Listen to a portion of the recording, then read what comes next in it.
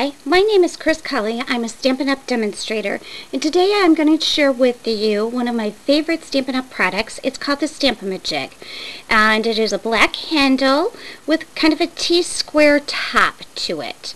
The second piece of this tool is an imaging sheet, and it is just a piece of square plastic. And I use my Stamp-A-Majig for two purposes. I use it with all of my Stampin' Up! two-step stamping sets. Gosh, you don't want to say that 10 times fast.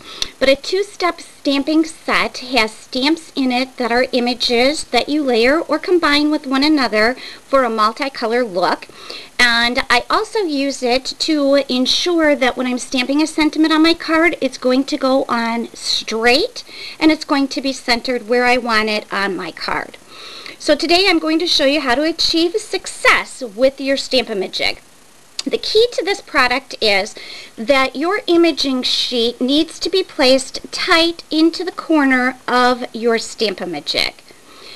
And then when you get to where your stamp is going to be placed into your Stamp-A-Majig, it also must be placed tight into the corner of your Stamp-A-Majig. So I'm going to start off with the top of my tree. I'm going to be using the Trendy Trees stamp set today.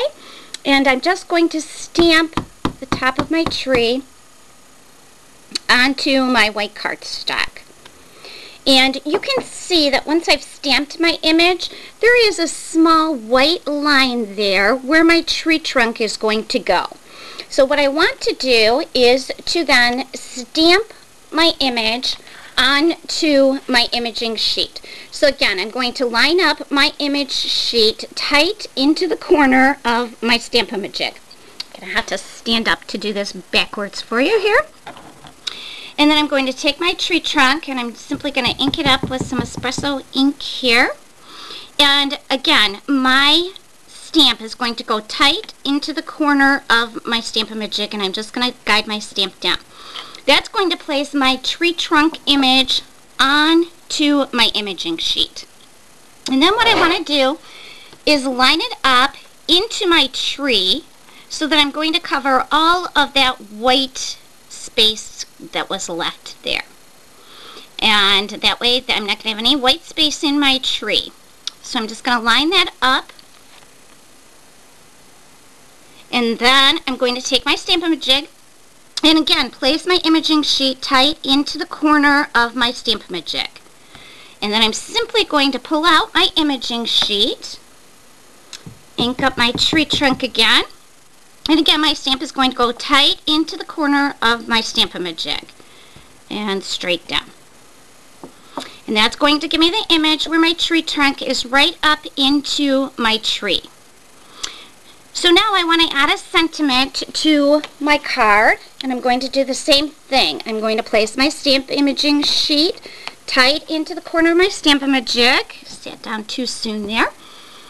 Ink up my words and put my words or my sentiment right into the corner of my Stamp-A-Majig and stamp that image onto my imaging sheet.